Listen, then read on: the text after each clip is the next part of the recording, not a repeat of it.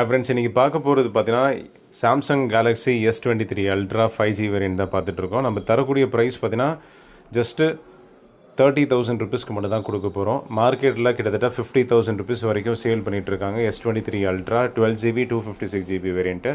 நம்ம தரக்கூடிய price 30,000 கொடுத்துட்ருக்கோங்க. So எதுக்காக அப்படின்னு சொல்லிட்டு உங்களுக்கு வீடியோவில் சொல்லிடுறேன். First condition of the mobile எப்படி இருக்குன்னு சொல்லி பார்த்துடலாம். கண்டிஷன் அப்படின்னு சொல்லி பார்க்கும்போது நீட் யூஸ்டு கண்டிஷன் தான். ஓகேங்களா, இது ஒரு யூஸ்டு மொபைல் தான், அதனால் உங்களுக்கு யூசேஜ் மார்க்ஸ் நல்லாவே தெரியும். அண்ட் இந்த மொபைல் உங்களுக்கு 30,000 ருபீஸ்க்கு மட்டும் தான் கொடுத்துட்ருக்கோம். எல்லாமே பக்காவாக இருக்குங்க.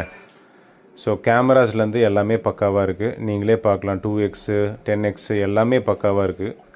ஓகேங்களா, ஃப்ரண்ட் கேமராலேருந்து எல்லாமே பக்கா. இந்த மொபைலில் பொறுத்த வரைக்கும் எல்சிடி டிஸ்பிளே சேஞ்ச் பண்ணியிருக்காங்க. எல்இடி மோஸ்ட்லி பார்த்திங்கன்னா கர்வ்டு எல்இடி டிஸ்பிளே தான் வரும். இந்த மொபைல் பொறுத்த வரைக்கும் எல்சிடி டிஸ்பிளேவாக சேஞ்ச் ஆகிருக்கு. அதனால் உங்களுக்கு ரேட்டு பார்த்திங்கன்னா ஜஸ்ட்டு 30,000 ரூபாய்க்கு மட்டும் தான் கொடுத்துட்ருக்கோம். ஃப்ளாட் டிஸ்பிளே வந்துடும். எல்சிடி டிஸ்பிளேனாலே உங்களுக்கு ஃபிங்கர் பிரிண்ட் ஆப்ஷன் வராது, தெரிஞ்ச விஷயம்தான். ஓகேங்களா, மற்றபடி எல்லாமே பக்காவாக இருக்குது. ஸோ யூசேஜுக்கு எப்படி இருக்குது அப்படின்னு சொல்லி கேட்கும்போது 24 அல்ட்ரா எப்படி யூஸ் பண்ணால் ஃப்ளாட் டிஸ்பிளே யூஸ் பண்ணால் எப்படி இருக்கும், ஸோ அந்த மாதிரி இருக்குது. ஃபோட்டோஸ் எல்லாம் எடுத்து பார்த்தோம், எல்லாமே பக்காவாக இருக்குது பாருங்கள்.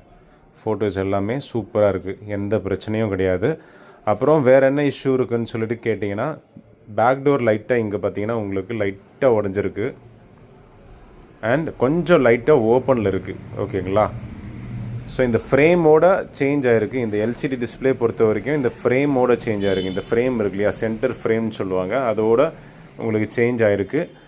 ஸோ அதனால் உங்களுக்கு ரேட்டு பார்த்திங்கன்னா ரொம்ப ரொம்ப கம்மி ரேட்டில் கொடுத்துட்ருக்கோம். வேறு என்ன இருக்குதுன்னா, அந்த ஏர் கமாண்ட் ஒர்க் ஆகலை. S Penோட ஏர் கமாண்ட் டிடெக்ட் ஆகலை.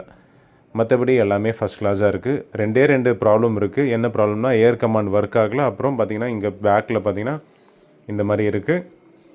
அண்ட் எல்சிடி டிஸ்பிளே சேஞ்ச் பண்ணியிருக்காங்க. மற்றபடி எல்லாமே பக்கா ஒர்க்கிங் தான், எந்த இஷ்யூவும் கிடையாது. 5Gலேருந்து எல்லாமே ஒர்க்கிங் தான். அண்ட் ஒன் மோர் இஷ்யூவும் சொல்லிடுறேன். ஸோ வால்யூமில் லோ கீழே டிக்ரீஸ் பண்ணுற ஆப்ஷன் இருக்குது. மேலே பார்த்திங்கன்னா கொஞ்சம் ஸ்டக் ஆகிருக்கு.